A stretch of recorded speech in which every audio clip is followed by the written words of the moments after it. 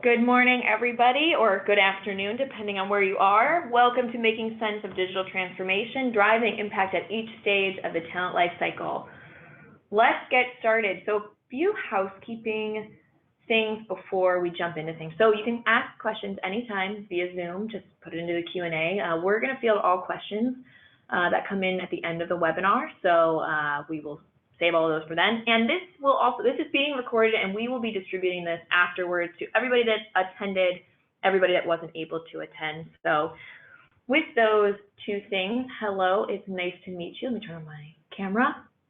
Hello, nice to meet you. I'm Katie. I'm a product marketing manager here at Sense. I will be helping lead this webinar along with Jeff, who we'll introduce in a second. But been at Sense, I'm so excited to take you all through this great conversation today about digital transformation, making sure that the impact your technology has actually shows up on your balance sheet in real dollars and cents.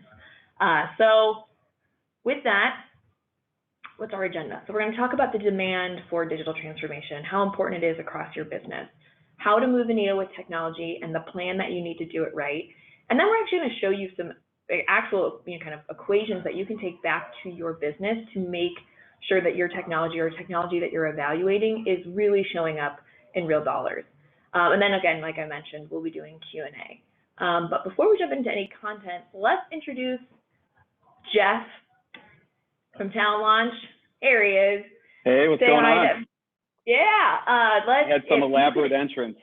Didn't work. I know, he was gonna spin in on a chair, and I'm a little disappointed about it. It's gonna be awesome. But we'll just let it slide for now. You can stay. If you could take a minute, introduce yourself to everybody, a little bit about Talent Launch, your role, and then we can jump into some fun stuff. Yeah, definitely. Thank you, Katie and Sense team, for allowing me to come on and kind of tell a Talent Launch story. So yeah, I'm head of marketing. Jeff Stats, head of marketing for Talent Launch. There's kind of two facets of Talent Launch. We're a nationwide network of independently operated staffing and recruitment firms. So we're in chilly Cleveland right now, waiting for a snowstorm to hit, apparently. But we're headquartered in Cleveland, and we have 8 staffing brands across the U.S., all the way from Maine to Oregon, or what we say is Portland to Portland. Yeah, which is pretty cool. So we've got this sort of acquisition. We allow them to have individual branding because we want that legacy and that community building to be a part of what they do. So there's that side of it, but then there's also the shared services platform side. So what we do is when we bring one of our companies into our network, and the most recent one is the oldest staffing firm in the U.S., Stivers. Wow. We just brought them into our network last year, 1945, I think it was. What is great about it is that we bring them into our network, we bring them into the family, and we allow them to do what they're good at, which is, business development, creating relationships, getting more talent to work. And then we have a shared services platform of IT, back office, marketing, to help them kind of, supercharge what they're doing. So this is near and dear to my heart. I mean, my background has been in automation and strategy and, building great teams, and we have one here at Talent Launch. But also, the digital transformation is really exciting. I came from actually a SaaS side as well. So I was doing SaaS and building up our marketing team for the SaaS side of what we were doing for staffing. And then now coming over here, it's been really great. So, hyper innovation is something that Talent Launch is all about. So this is really, finding a tech stack that works is key. So this is, again, it's really exciting for me. I love talking about this stuff. So hopefully I'm not super excited. Yeah, I have sort of a monotone voice. So I'm trying to have inflection points, but You're doing great so far. Yeah, I'm really excited for everybody that's tuning in. Jeff is a wealth of knowledge, and he's been so fun to prepare for this with. So I know this is going to be a really fun and lively conversation. I also promise all of you that we will end on time. So that's always a guarantee I make to everybody that tunes into our Sense webinars, but I always have to make sure I say it so that I hold myself to it. So without further ado, with that, we've met Jeff, you've met me. Let's jump into digital transformation today. So digital transformation, for a lot of people is new, exciting trend. It's really not a new and exciting trend. It's one of those things if you think that new technology for your business is a passing thing, or it's brand new in 2020, frankly, I think if you're kind of behind, it is absolutely here. It is a must-have. Figuring out where you can impact your business with technology. That's absolutely critical. But here's the thing I think that no one really talks about, or everyone's like an unspoken thing, is that looking for, buying, and implementing new software and technology is expensive, it's time-consuming, and it's often really overwhelming. And I mean, I know, Jeff, that you know this, you've done this many times, and it's really, a lot of businesses are scared. They're really scared to do this because it's resources. It's a lot. Yeah, it's resources. Exactly. Time and resources. Everything sounds great until you have to do it. Yeah. There's a huge, great vision. There's not only that, I mean, there's an overload of technology choices. Technology is obviously one of the fastest growing facets in the world today, and that leads to an overload and an overwhelming kind of buyer's choice, which is great, but it's incredibly overwhelming. And there's those three kind of pillars people talk about. It's, there's not enough resources. There's, not enough resources for training or even people to help source, to implement, and to buy. But all of this is to say, you're sitting here being like, okay, great, so I shouldn't buy technology? No, you absolutely, or evaluate technology.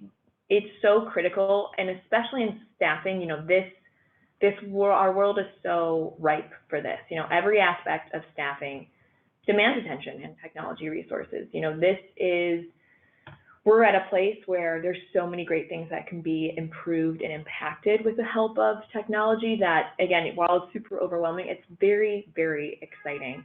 So let's talk about kind of your landscape right now. This is, on the left-hand side, you've got your candidate, pipeline throughout, and this really showcases the talent drop-off, kind of like a leaky bucket. Across the entire industry, about $60 billion are spent on acquisition costs alone, and then about $24 billion are lost to turnover. Too much coffee this morning. And if you think about that at a unit kind of economic level, for every $3,200 that your business is spending, $1,280 is spent on their attrition. And that's a lot of money that you're losing. And so, you've got 1,000 candidates you're reaching out to at the top, only 80% of those even become offers. And then even, 20% are even starting, 25% of that's even ending because you're losing them to turnover. And all of that is that's really expensive. That's a really expensive funnel. And that's something that I know every single staffing firm is really facing today. And one of the things that's really leading to that, you're like, hey, I know you're probably sitting there being like, we're trying our best here. And I know that every staffing firm absolutely is. And on the right side here, we've got kind of a graph. This is, your recruiter's time, your team's time is so caught up in so many things that are demanding their attention. They're in dire need of help. About a third of their time is just on plain data entry, about a third on, actual human stuff and building relationships and getting to know candidates, their contractors, helping them through the pipeline. And then another third is on prospecting. This leaves the amount of time that's put on recruiters to spend on things that aren't revenue generating is a lot. And I think that's one of the, big reasons why you have this huge drop off, this huge loss, that we've been calling like the leaky bucket of staffing. And there's so much across this, dramatic drop off that I think every single staffing firm is really facing. I mean, I know, Jeff, I know you know this too. I mean, recruiters are constantly being pulled in so many different directions, and it shows up in how your candidate experience is and how your, just pure turnaround of numbers in the funnel. Right. Yeah. I mean, anytime we got a job order, I mean, the first thing is like, okay, more candidates.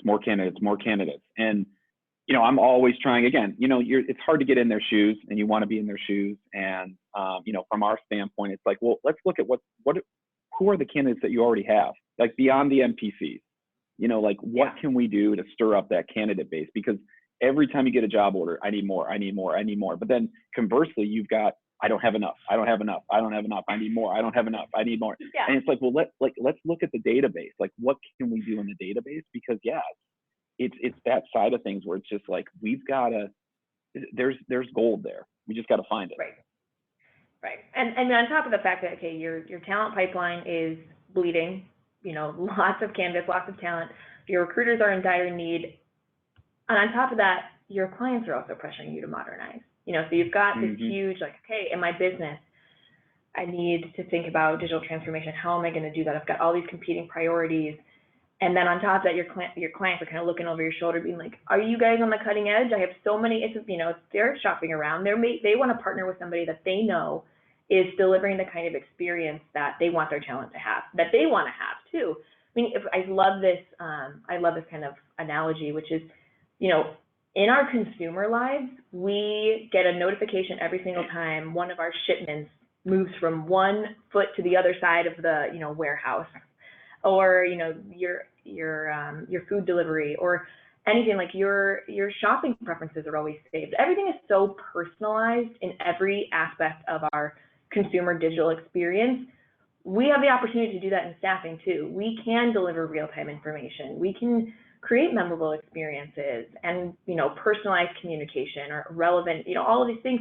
It's possible, and that's what I think all clients are really looking for. They want staffing to modernize. They're like, yes, please, let's have a great and a better experience than what they're having today. But you're sitting here again being like, okay, margins razor thin. I've got a team of people that need resources. They just need more help. I need to hire more people. I need to spend more time on a job board spend to keep filling. I don't have time to think about, digital transformation and buying technology. But despite all of this, it is so critical that you do, because the right technology can really alleviate so many problems and solve so many of these. If you pick the right ones, it can do everything at once, and that's really the powerful thing. And this is where I want to kind of turn it over, Jeff, for you to talk about talent launches journey, through talent journey, through talent launches transformation. That kind of, when you came in, looking at everything that talent launch was experiencing, and how you took the company through. Okay, here's where you're really going to need to evaluate technology.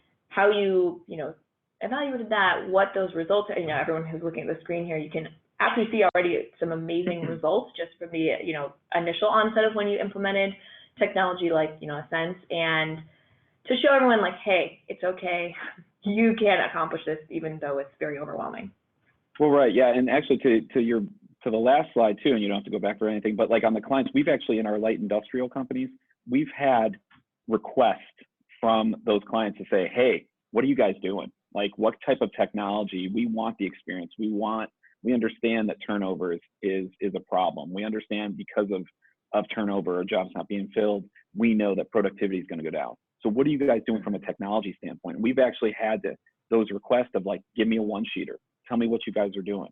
And I mean, because again, they want to know that they're on the cutting edge, and especially with our larger partners. And it's funny because it is in the light industrial side where they're like, I need you to, like, it's not just grunt work of finding bodies. Like, I want to actually have an experience and make it better.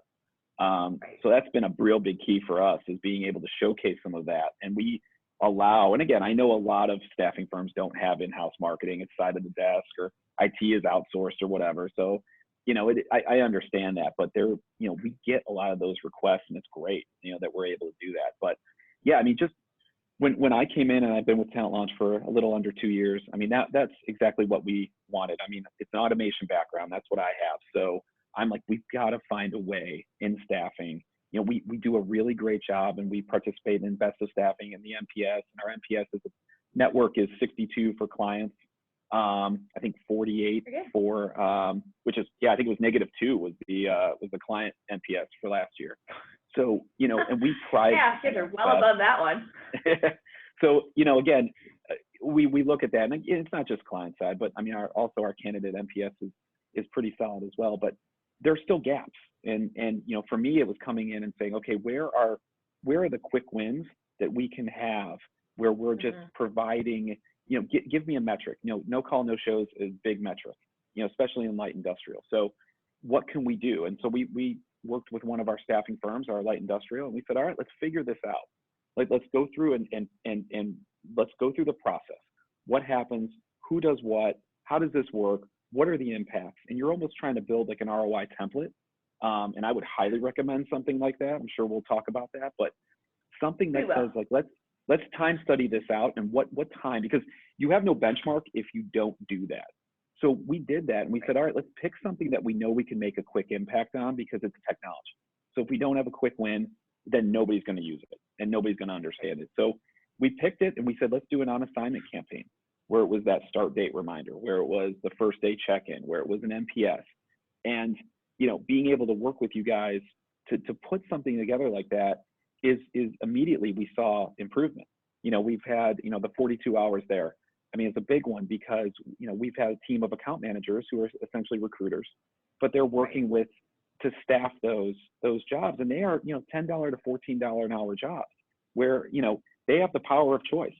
So they, you know, we're trying to be able to talk to them, and we're getting great feedback. And what we saw was, you know, when no call, no shows, they're sitting there pounding the phone and like, I got to find somebody to fill this. So we were able to save essentially an FTE, you know, because of this, and the time saved with this on assignment, because they're getting the feedback that says like, hey, you know, I'm not going to show up tomorrow. Sorry, I got something else going on. So it allows them to be ahead of the game, and, you know, instead of scrambling. Right. And you're seeing that again, like it's messages, it's activity, but it's results. And that's what we want to show, is that, you know, we've been able to see a reduction in no call, no shows, and just in 90 days.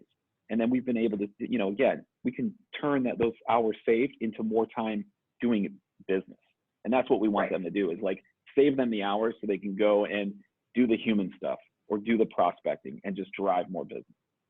Right. And that's really, and we're, spoiler alert for everybody listening, we'll show you guys a couple of really great kind of modeling equations that you can kind of take back to your own business that help kind of show how you can measure this and the impact. But this is so key. I think it's not just saying, hey, well, we implemented and the implementation was smooth. Obviously, of course, like you want a smooth experience, but it's really what results. And I love your thing about a quick win. Getting a quick win in technology is a great, it's for anybody that's listening, it's a great tip. What is something, you know, you have your big goals that you want to accomplish, but what are even some smaller ones that you want to get up right at the onset to show, hey, look, we're moving the needle right away. And again, with the right technology, you absolutely can. You don't have to wait to see, you know, any results and, you know, for 6 months. You can see some of those initial ones, you know, in just 90 days. That's amazing. All right, so with all of this, let's start talking about we just talked about moving the needle is super possible, but you know it requires a plan. So what is the plan? What's the kind of roadmap to actually moving the needle with technology? But let's first start. So some common mistakes. I have seen lots of, you know, preconceived notions when people are buying technology, you know, especially in a newer space, if people are not used to buying technology. Here's a lot of common things that we've seen. I'm sure, Jeff, you've seen these things too, as you've, you know, come in and worked with a lot of, you know, key stakeholders. You know, I think one of the biggest ones is missing or ignoring the core business problems, you know, in your firm. It's thinking, oh, I need a recruiter productivity tool or whatever you want to call it, and missing, well, what's really broken in our business? Is it drop-off rates? And we'll show you some of those in a little bit. You know, also only buying to check a box. I think again, this one is, I think, another really chronic problem is when digital transformation is such a hot trend like it is today, saying like, well, I got to buy something because everybody else is buying something. Yes, absolutely. It's great to do that to keep up with trends, but make sure you're buying something for your business that makes sense.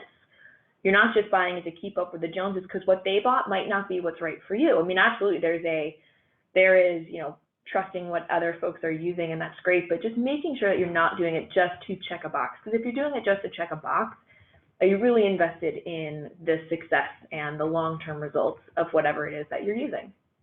Or to use it or lose it mentality as well. Like, I've got it in my budget, so I'm just going to go buy something and see what happens. And that's a big one. I've seen that before, where it's just like, well, I've got it in my budget. I'm going to spend it. I'm going to make it work. And the problem is you can't make it work. Like it doesn't happen.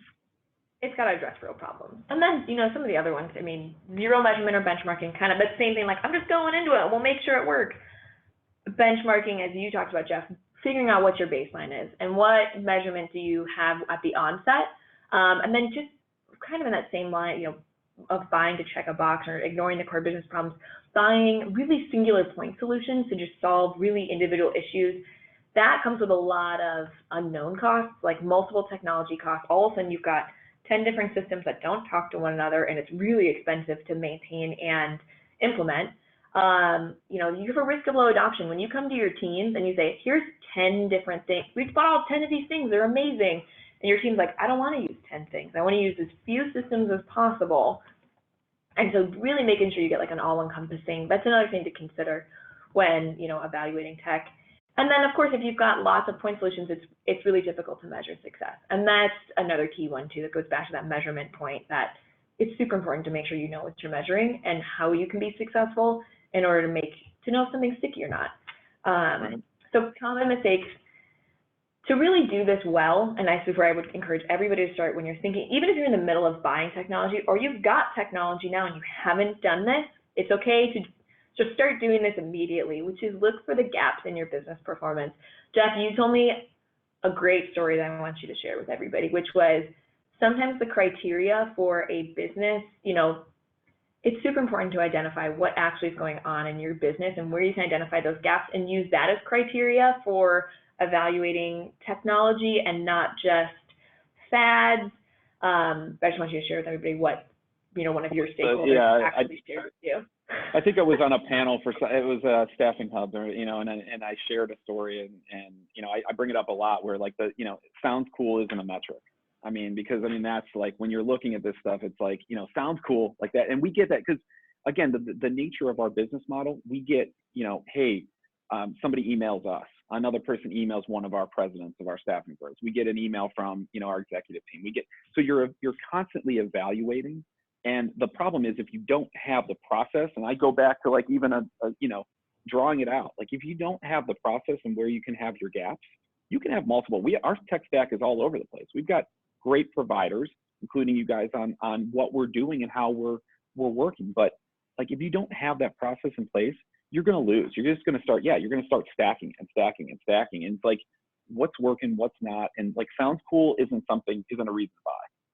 It's not. She's like, that sounds cool. I'm like, great. What are you trust me, I've had it before. Like, yeah, that sounds cool. Awesome. Like, okay, well then we got to actually do all this stuff. So no. Right. You're like, what am I benchmarking against? But so this is a couple of ways to start identifying, you know, kind of those core issues, talking to people on your team. Here's a great place. Here's actually some metrics across your talent pipeline that you should be evaluating. This is a super, you know, meaty, you know, amount of information that, you know, looking at the top of the funnel, you know, do you have problems with low top of funnel pipeline? Are you having problems with contractor satisfaction? Do you have low redeployment? Do you just have a high volume of manual tasks? You know, you should be taking a sweeping look at everything across your business and saying, where are the problems and actually what can we work to improve? Again, not just let's add something that sounds cool. Let's work on addressing something let's implement something that can address as many of these as possible. And if you're kind of wondering, I don't know where to start, these are the kind of 6 areas that, at least, you know, from our experience, from the, you know, the Sense team, we see a lot of people struggle with is, you know, you have that top of funnel pipeline or drop off rates. These are some, I think almost every single staffing firm really struggles with, and just start by looking here and then going out is kind of a good way to strategically kind of begin. But we will come back to this item later in the presentation, but I'm going to keep us moving so we stay on time. And I think after you've gone through and you've identified your core business issues, it's really important to set the right expectations. You know, you want to level set on timelines with your internal stakeholders. That's really, really key to know. What are we looking to achieve in the first 90 days? What are we going to try and do in 6 months or a year?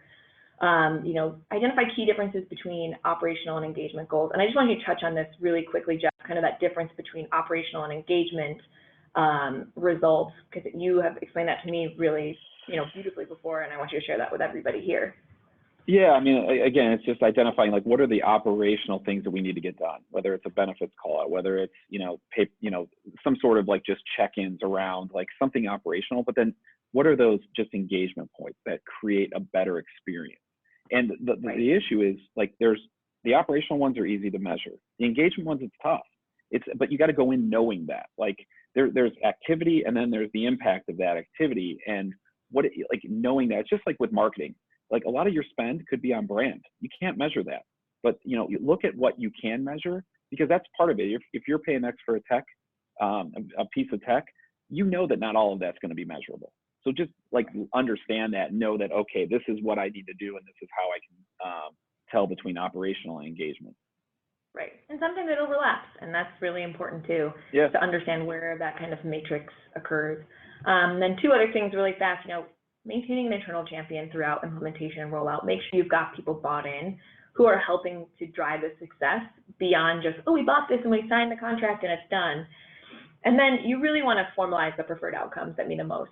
Are we optimizing for reviews or referrals at the end of assignments? Are we optimizing for reducing no-shows, or we just want to increase the awareness of when people don't show up? There's just some specifics. It's really important to get kind of details at the onset so you know what to expect. And now we're getting into the really fun part of this webinar, which is we're really going to talk about the actual measuring the effectiveness of your technology.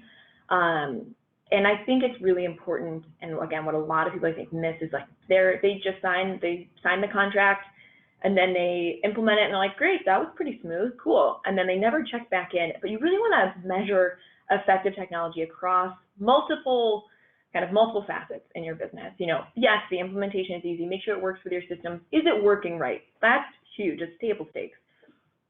Does it have high adoption or positive impact amongst your recruiters and team? Do your people like using it? That's obviously really important too. Do they feel like it's helping them? That's kind of that emotional engagement result that it's really hard to quantify, but it's still really important, again, for the stickiness and long-term adoption of your technology. And then the most important thing, which we're going to get into some actual examples of this, is addressing those core business issues with measurable results and actually tying them to dollars. I think the flip side of, oh, that sounds cool, is I think it's working. And you're like, oh, what do you mean you think it's working? I certainly hope it is. Technology is oftentimes not a very inexpensive investment, and you want to make sure it's returning back to your business in tangible ways. So those are really, really, really key. Is you nodding your head a lot, Jeff? I am. I agree. I concur. Yeah. Concur. So let's get into, so we've talked about this. The right technology does pay for itself. So after you've gone through and you've done all this planning, you're like, great, I know where I want the needle to move. I've got my stakeholders. We've got a plan. I think I know what I want. After you've gone through, and this is something even at the onset, when you're working with a partner, you should be having these kinds of like ROI conversations early to say, I want to increase my redeployment, or I want to, improve my NPS. And so that they know at the onset just like how they can help you most. And that's really, really important, is that kind of communication. Here's 5 or 6 kind of formulas that you can take back, and that they're all the data and the information is in there. The numbers are kind of industry agnostic averages. If they don't reflect exactly for what your business is, you can just swap in exactly what your acquisition costs are or what your volume of placements are for your business. But this is just kind of an exercise to show how you can measure impact using real formulas, real dollars, real metrics. So Jeff, we love automation. Everybody loves automation. And I think one of the things so many people are talking about is time savings. Like, we're going to save you so much time. I think time savings are table stakes for any sort of automation. Automation absolutely should be saving you time. And I think, a lot of partners, a lot of vendors promise, oh, we're going to save you X amount of hours. Like, yeah, of course, but where is that going to go? What are you going to do with all of those time savings? And we'll show you where those can be put back in. But here's a way, like, to kind of easily kind of calculate, especially when people say, okay, it saved me this many hours. You may be like, how did they calculate that? Here's a kind of quick way to kind of think about it, and at least the way that we, think about measuring our automation time savings. So if you're automating about 20 touch points across the entire talent lifecycle for a single candidate, you've got some touch points you're not going to automate, like a phone call or a really personal email or something that's very detailed. So maybe you automate 20 out of like 30. So it's about 3 minutes on average saved is what we say. Some of those are texts, and so they take a little bit less time. Some are emails that might take 5 minutes to write, or explaining a lot of information, or would take a lot of time to go out of their way. So 20 automated touch points, about 3 minutes each, about an hour per candidate. And if you've got 10 recruiters with 100 candidates across the talent life cycle from top to bottom, it's about 1,000 hours total saved for just 10 recruiters. That's amazing, great. But what does that mean? Where is that going in your business?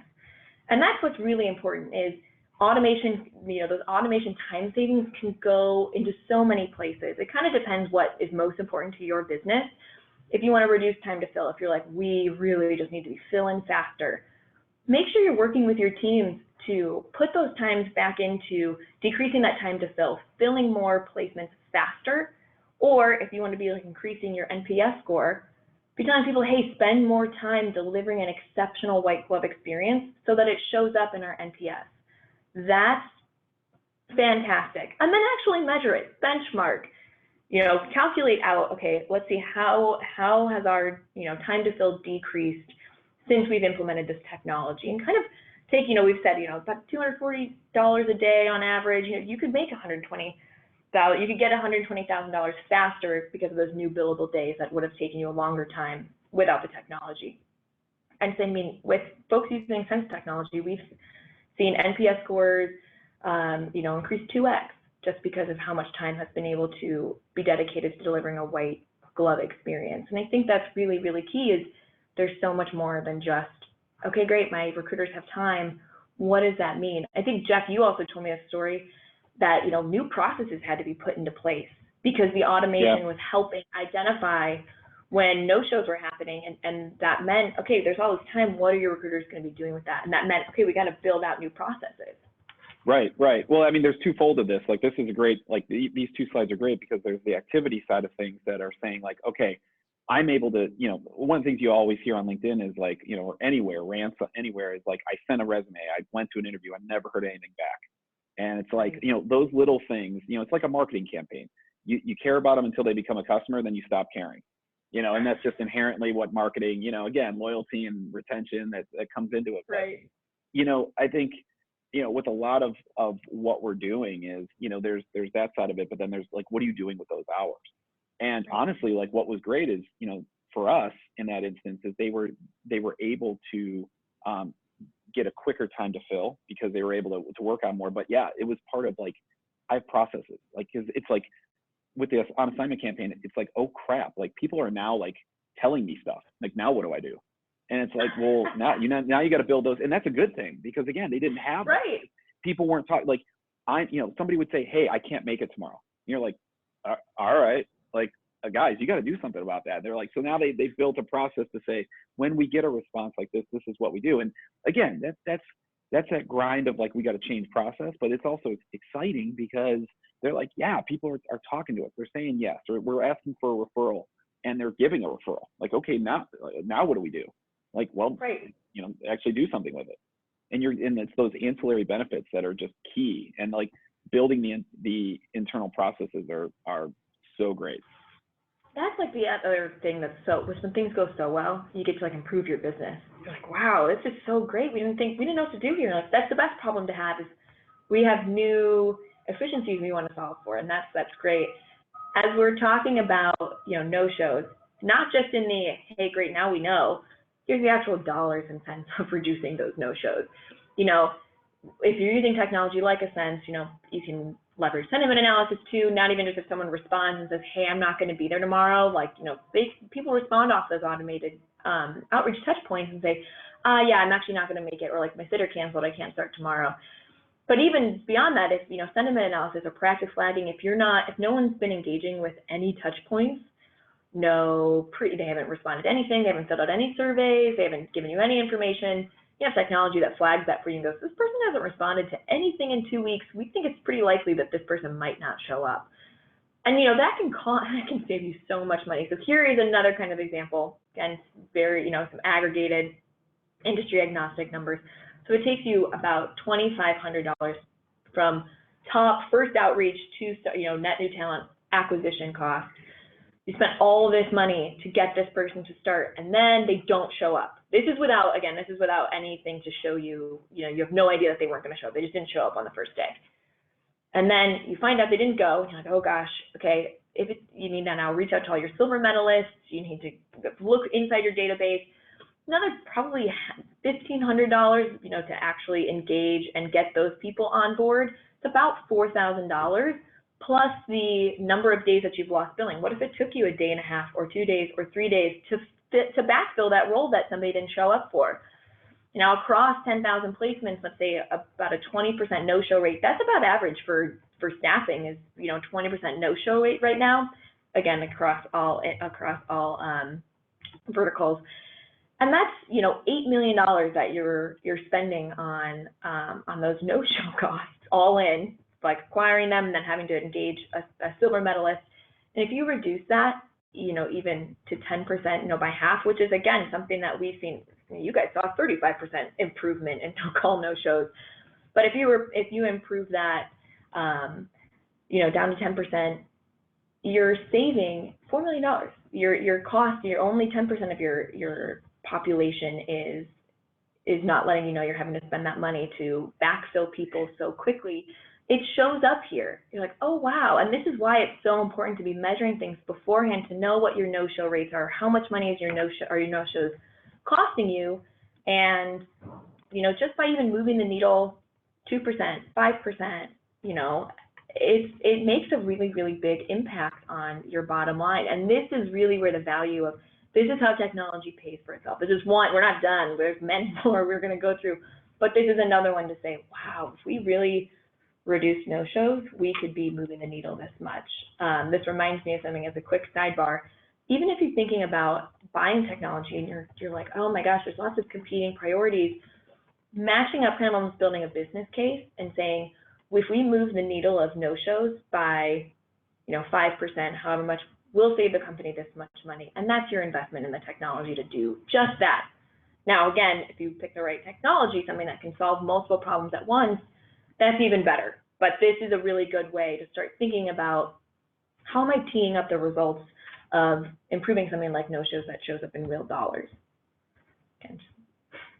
Yeah. I just want you in the back of my head, just like nodding. Just a yes man. Yeah. At all times. It's like, yeah. Yeah, I'll be the hype man. No, but I mean that it's understandable around, like, again, the first part of this is just understanding your process. No matter what function you are, is understanding where you can create impact.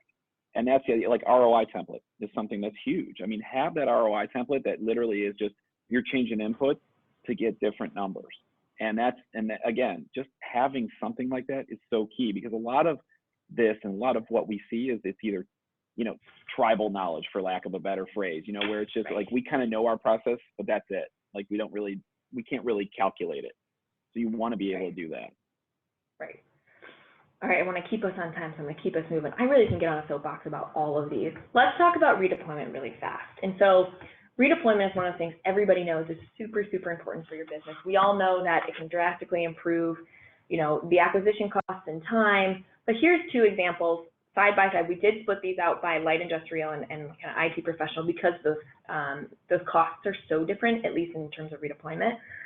So if you've got, like a 10% redeployment rate, again, about an average right now, across 10,000 placements, you're redeploying about 1,000 of those. That's great. And, by our estimation, it costs about half the amount of money as it does to redeploy somebody as it does to acquire them net new. You've already done all the heavy lifting to get them through background checks, the amount of time to source them, to get them attracted. They're already in your grasp. And so it costs less money to redeploy somebody than to bring someone in net new. So if you look at just light industrial, so 9,000 people at the full talent acquisition cost of about $1,500, it's $13.5 million.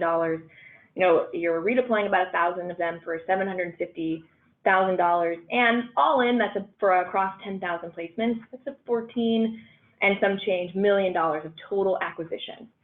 Okay, so if we're just looking at that light industrial, and again, if you're looking at IT professional on this next slide here, if you increase that by 10%, again, we've seen many Sense customers improve their redeployment rates even more than this. So now you're redeploying 2,000 people instead of 1,000 at that lower cost. You're saving $750,000. That's amazing. That is incredible. And if you're looking across IT and professional averages, you're saving about $600,000. Like this is the thing where redeployment, so many people talk about, but they don't. It's not often that you see people really say, this is how much money this actually saved me. And let me tell you, the technology to do effective redeployment does not cost $750,000, which is amazing for your bottom line. You're we talk about this a lot, and there's so much, your technology should not be sitting as a loss on your balance sheet. It should be making you money. It should be saving you money. And this is really how, coupled with those time savings, the no-shows, great redeployment, this is really how it can show up in so many different ways if you've got something that's going to be really right for your business. I'm going to keep moving us right along because we're coming up on time here. I could talk about this all day. We both could.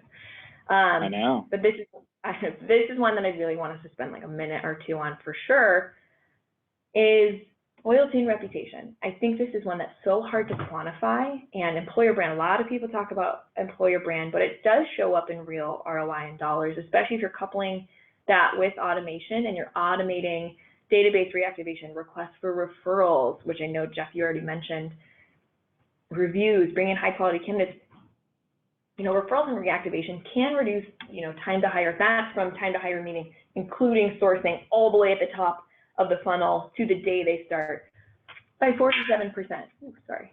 And that's amazing. I think that's something that not a lot of people realize is that dramatic. But when you're doing it right, it is absolutely something that, it's reducing the time that it takes to hire somebody from, if you're about 35, that's, with us doing some research, about 35 days, again, industry agnostic or vertical agnostic, including sourcing. If you're reducing that 47% average days it takes, about 19 now. And so you add with, 19 days instead of 35 per recruiter, you do an additional 9 placements per year. That's amazing. And I do, Jeff, you mentioned the referrals that were coming in because people were getting a great experience. Can you talk about the non-tangible effects of that? The fact that people were willing to be like, hey, yeah, my cousin needs a job and I like working here, so I want him to come work here too. Right. Yeah. In the light industrial space, again, it's you look at it like, whether light industrial and if it's those, manufacturing jobs or production, like you've got, people that are doing the same job. So the idea is like if you create a good experience for one, that exponentially builds that great experience for others. And they're more willing. And the big thing that I always put into place is the relevant conversation, asking asking for the right referral at the right time. And, right. And you get a review, they have a great NPS, they have a great SAT score, and then you ask them for a review or referral. And again, if you do it in the right sequence, they're more than willing to be like, yeah, like, sure, go talk to this person. Or like in healthcare, for our healthcare staff, nurses travel together. And we're able to kind of get those things. And again, it's relevant conversation. Right. I love that. And it's like kind of non-tangible. It's just, and it's almost like a flywheel effect. It's like, it just goes right after the other. People, right. Everybody talks.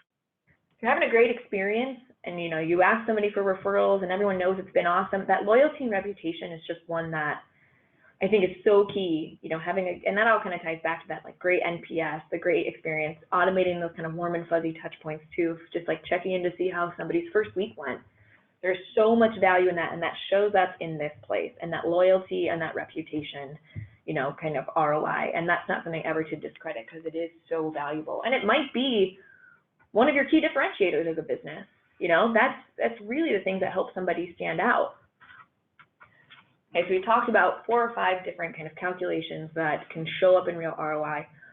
But this kind of goes back to that same, like, how do you actually make sure that happens? And that strategic rollout is really key to make sure you nail so that you get to realize the real ROI that we just talked about. All of those examples, all of those huge numbers that could show up on your balance sheet.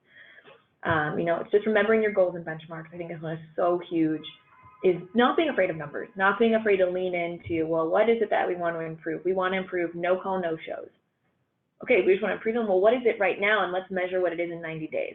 That's absolutely critical to be able to do. And I think it's also important if you're going to do that is to do that with a partner.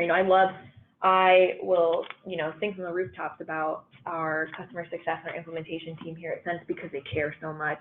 And they're a partner, and they want to make sure that you are successful. And when you come to the table and work together to say, we know that we want to improve this metric, we're really focused on drop-off, or we're really focused on NPS.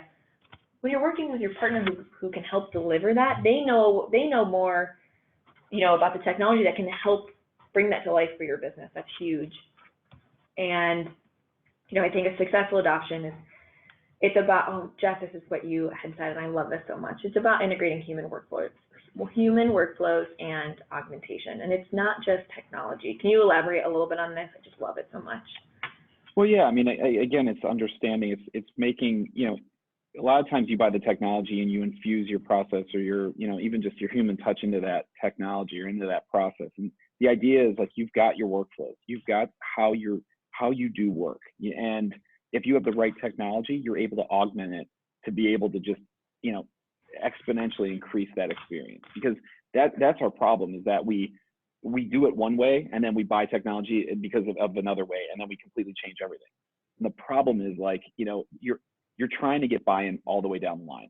And to be able to do that, you have to make those quick changes and tweaks and just keep doing that and keep working on it. And if you don't, like, you won't have an adoption. And that's the idea, is like, there's a human side of this that you've got to make sure that technology supports. Right, absolutely. So okay, strategic rollout, and I told you guys we were going to bring this slide back up. So you've got all those huge problems before. You've got satisfaction, drop off, time spent. So you need to be leveraging technology. You will probably go through and do an audit of like your business. You're like, I have a lot of gaps, and that's why, again, point solutions are not really, they're helpful in some ways, but really you should be leveraging technology that meets all of your needs. And here's how it shows up. With like Sense, can do inactive database engagement and first week check-ins and exit surveys and follow-up, NPS surveys and pulse checks, all from one place.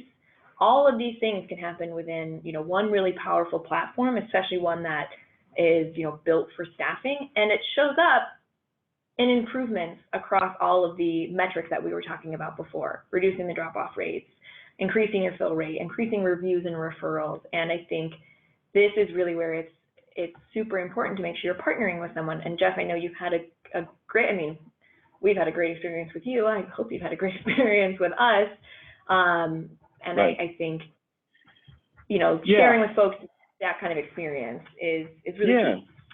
Yeah, again, we've had the luxury of having that shared services platform and being able to see it and work with our partners, and they're all diverse and they're all different in our different staffing brands. And it's nice to have a partner like you guys, because we've been able to, like, this is exactly what we're trying to do, and the flexibility and the visibility and the analytics. I'm a data nerd, and I love like the ROI. And again, I know staffing is tough because you got these metrics and there's not a lot of them. And a lot of staffing companies don't measure the metrics. Like, some do, some don't, some have processes, some don't. But you want a platform that's flexible and either gives you activity or gives you the impact of that activity.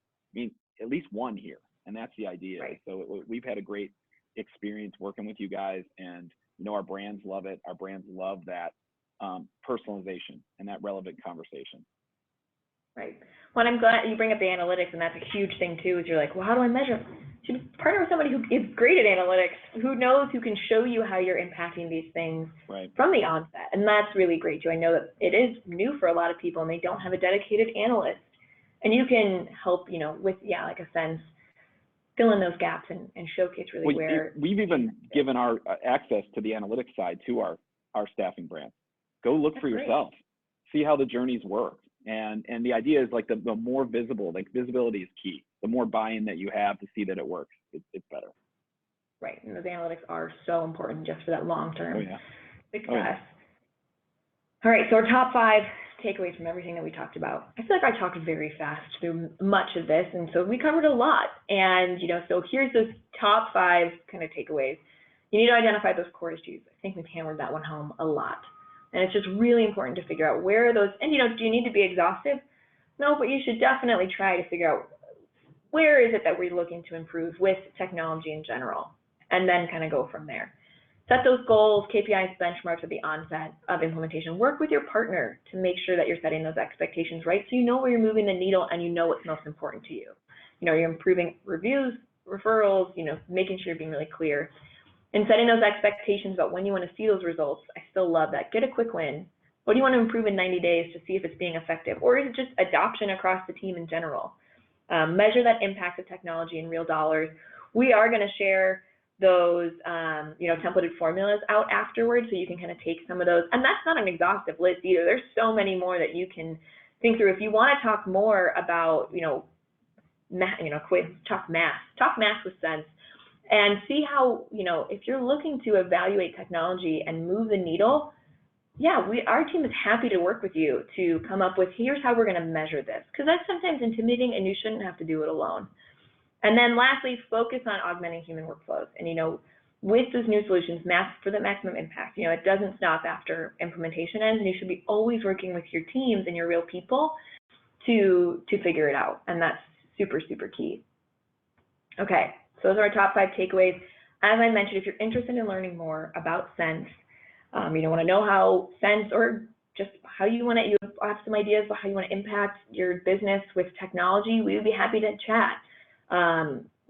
We do a wide variety of things, again, across the entire talent lifecycle, from automated workflows, two-way texting, NPS, database re-engagement. We would love to talk to you if you have anything. You're like, I think I want to try and improve this weird one little thing, or all of these different, challenges we have. Our team is here to chat, and we'd love to hear what you're looking to do with technology. And so with that, we still have about 8-10-ish minutes for Q&A. I know we've got some questions. Alrighty, I have a little assistant who's helping me write some of them out as they've been rolling in. So first question, is there a way to use this to reach hiring managers and or for business development? Oh, absolutely. So yeah, you can use Sense or automation technology, in general, to engage with clients, to let them know when someone is, and you've got, new candidates you want them to interview or review, when status changes happen. You can, in the same way that you can deliver a great candidate experience through automation, you can do the same thing to clients too. Jeff, I have to also have you weigh in on this one as an automation pro in terms of the client experience as well. Yeah. I mean, on the, automation's been a lot of B2B, in its history. And, for the staffing side of things, candidate seems to be, from experience, that's where you want to go. But yeah, I mean, don't forget the sales side. We're using it on business development, from operational, to our client contacts, to prospecting, and to, putting together, again, it's just like a drip journey, that if you are using, we use Bullhorn. And, if you are using the Bullhorn CRM side, any of that can be automated in terms of how your sales process works. And then also on the hiring side, when you want to find out about how a current, employee is, or temp, or how are they doing, we use that. We ping them just like we would on the on-assignment journey for the candidate. So again, it's all about insights and getting visibility. And then for prospecting, get them down the workflow to get to a job order. So you can think of anything that you want, triggered campaigns. All that stuff is doable. And I don't see enough of it, in our brand. Like, I would love to use more of it. It's so key. It blows my mind, because it's just the other side of that candidate coin, which is the client. And you can automate so much of that, and ask people how their experience is with you, as that client NPS. It's just, there's so much. And I know folks who have used, even automation as a competitive advantage with their clients. And that's a huge thing. I have a question here for you, Jeff. You talked about this a little bit. Can you be, I think, just a little bit more explicit? What did Talent Launch automate first? Was it that no call, no show, that on assignment? And the second part of that question is, what would you recommend? Would you recommend starting there in general for others? Yeah, I think, when we looked at it, we looked at quick wins. I've talked about that. I think the on assignment one is, for us, it seemed to be a quick, tangible win. Because again, you're affecting that operational side, but you're also affecting the engagement side of things and the experience. So when we came out of the gate with it, that's what for all of our brands, we said, all right, we're going to start with on assignment. We know we can affect no call, no show. We can affect reviews, referrals, anything. And then we can get a pulse of what they're doing. And actually, as a result of on assignment, they're using some of that feedback for client, like QBRs, quarterly business reviews. And then from there, we're, like we've said, redeployment, re-engagement. We actually do a hot jobs. So we do a weekly hot jobs, where we have a featured jobs page on our website that we do weekly emails and texts out to available candidates. And it's just an automated, hey, check out our new jobs, check out our new jobs. And so, there's some great ways to be able, and we're measuring when somebody receives that hot jobs text, when they're placed. So did we affect, it's almost that last touch attribution, did we affect and motivate somebody to get a job or look at different jobs. So we've got, I would say, on assignment, I'd say redeployment, re-engagement. The hot jobs is one for us from an available candidate, and kind of stirring up that candidate. And then, I think there's a client side journey in there that we would definitely do, but those are the ones that we know we can affect change quickly. Another question just came in from an anonymous attendee. How do you go about choosing who's going to be your key champion through implementation?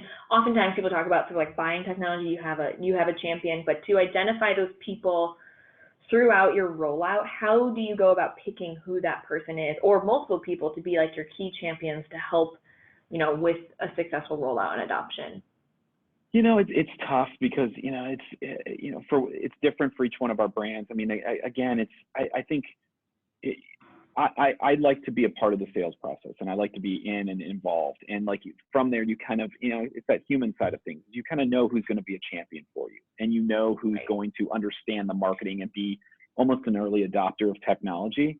I've surveyed, I've, sent an email out. I've also, had that company, or that staffing, president or vice president, hey, give me somebody that you think would be a champion for us. And so, again, it's because you don't want to take them off what they're doing. Like this isn't a full-time job. So, but you want them to be knowledgeable enough to say like, hey, this is working for me. And to be honest, I actually use a lot of times the ones that are the loudest, the squeaky wheel, where they're always either complaining that we don't do enough, or like, why isn't marketing doing this, or why can't, I'm like, you know what, this is a win-win, because if we do this for you and you actually are increasing your decreasing your time to fill and improving, then it's a win for you. If it doesn't work, then you get to tell me like, hey, guess what, that didn't work for me. So I always kind of do that win-win type of thing.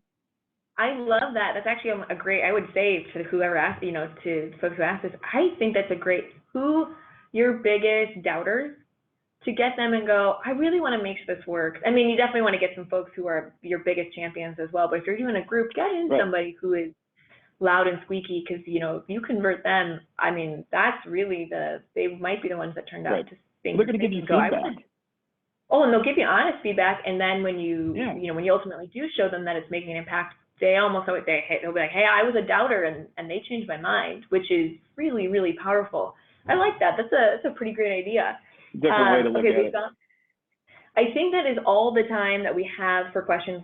We got less than a minute left. And so if we didn't get to your question, I'm so sorry, but we will follow up via email, and we'll just make sure that we answer your question. I can put you in touch with Jeff. If you have a question for him, feel free.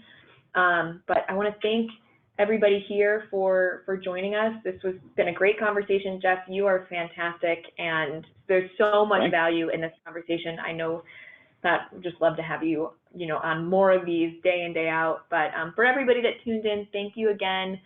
Reach out to me or to Jeff anytime. I'm happy to answer any questions, and we'll follow up with another email, more of those fancy schmancy formulas and equations after we are done. And thanks so much. Have a great rest of your day, and cheers to moving the needle. That's right.